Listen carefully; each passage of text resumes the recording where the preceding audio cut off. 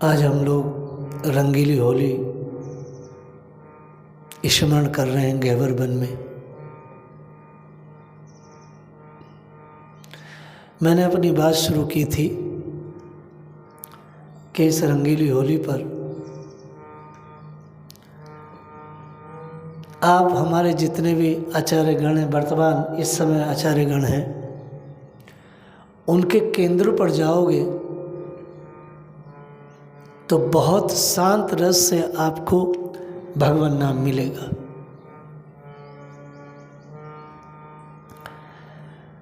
कोई वहाँ हुड़दंग नहीं मिलेगा, किसी प्रकार का कुछ भी आपको ऐसा नहीं लगेगा कि वास्तव में भाई हनुमान प्रसाद पोद्दार कहते थे, मैं भाई जी को सामने रख रहा हूँ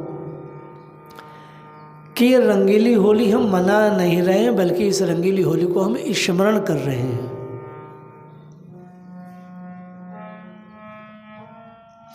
और बड़े बड़े आचार्यों ने अपने आचरण से इस होली में कुंजों में बैठ करके बड़े सुंदर भाव से पद गाए, रोए, गिड़गिड़ाए, रात को पुकारा उन्होंने श्री किशोरी जी को।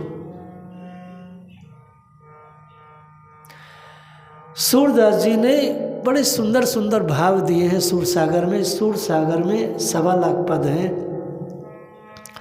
एक दो पदों को हम स्मरण करेंगे, गाएंगे तो नहीं लेकिन स्मरण करेंगे। सार को लूंगा मैं।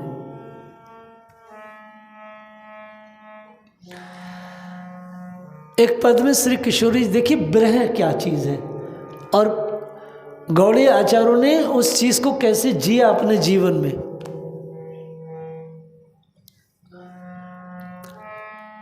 फागुन लग गया है, पहला दिन है।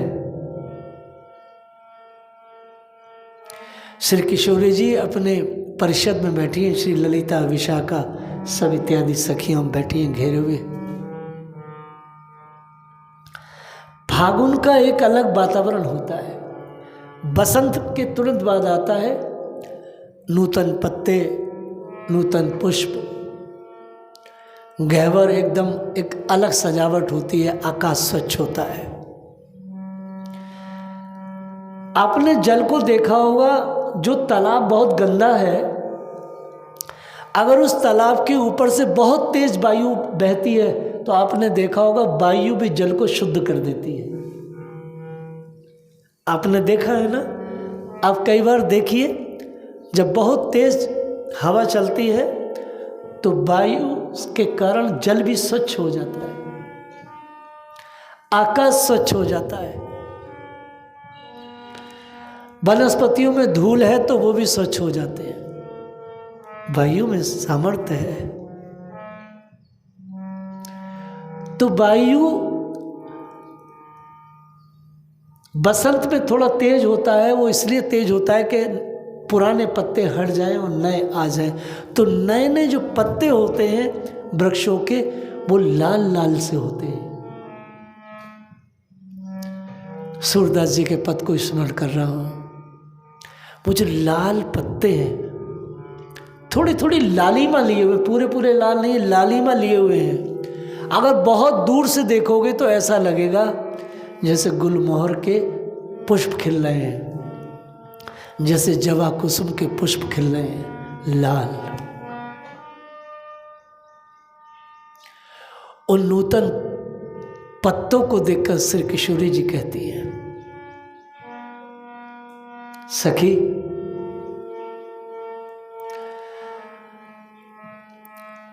फागुन आ गए हो और ये फागुन हम सबके जी जो है वो जला रहा है। सखी देख तो सही, बसंत अभी गया है और बसंत गया जरूर है और ये फागुन आए हुए है।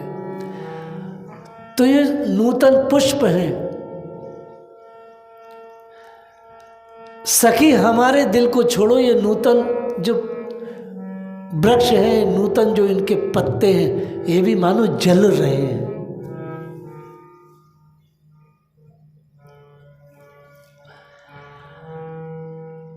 ये क्यों जल रहे हैं? ये प्रीतम के लिए जल रहे हैं। क्योंकि सखी अंग संग का जो भाव है, जो वर्ष भर संजोया है, अब कदाचित श्री कृष्ण को छूने को मिल जाएगा। सखी हमारी छोड़ो, देखो ये पुष्प भी जल रहे हैं प्रीतम को छूने के लिए। सखी सुना है कभी कि नए जो पत्ते होते हैं वो तो हरे होते हैं, हमने तो इन वृक्षों को हमेशा देखा हरे हरियाली देखते हुए, लेकिन सखी ये तो फागुन में सब लाल हो गए, अर्थात इनके जो नूतन पत्र हैं ये सब मानो प्रीतम को छूने के लिए, आलिंगन के लिए मानो जल रहे हैं, मानो तप कर रहे हैं। सखी बिना तप के कुछ नहीं हो सकता। मानो सारी सृष्टि ये कह रही हो कि हे जीव, हे मनुष्य, अगर तुम्हें उस प्रीतम को छूना है, देखना है, आलिंगन करना है तो तुम्हें तपना पड़ेगा, तपना पड़ेगा।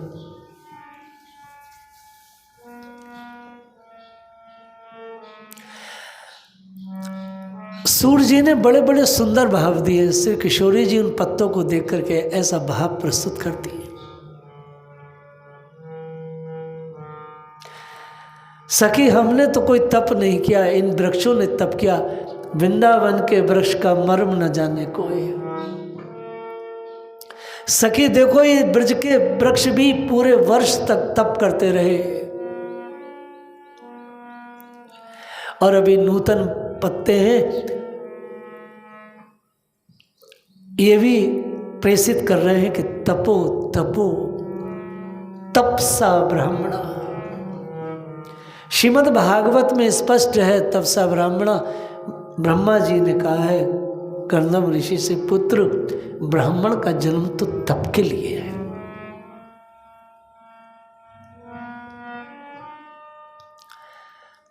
सखिया कहती है हाँ स्वामिनी आप सच कहती हैं, तप श्री कृष्ण को बहुत प्रिय है। कलिकाल का जीव तप नहीं करता। लोग होली के हुड़दंग में अपने को शामिल करते हैं, ये सोचते हैं ये तो पर्व हुड़दंग का है, ये पर्व हुड़दंग का नहीं है। ये पर्व वास्तव में ये बहुत गंभीर पर्व है।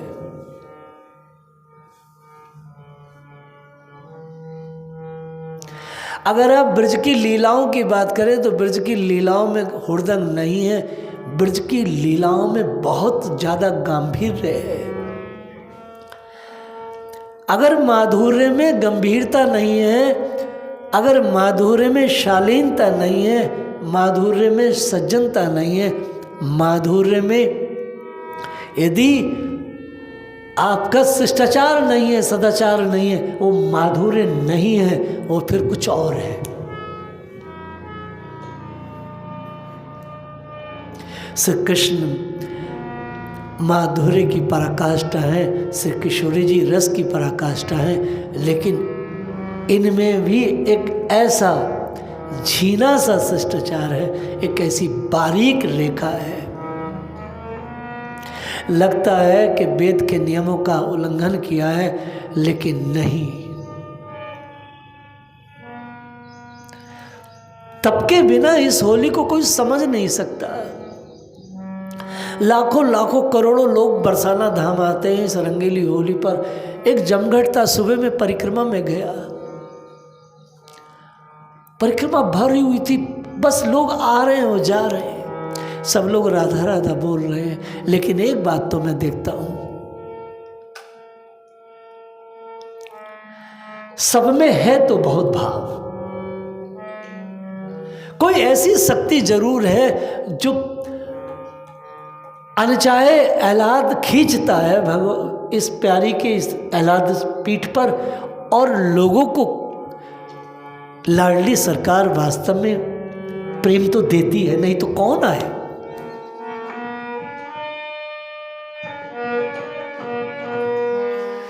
बरसाना वास्तव में एलाद शक्ति है, एलाद पीठ।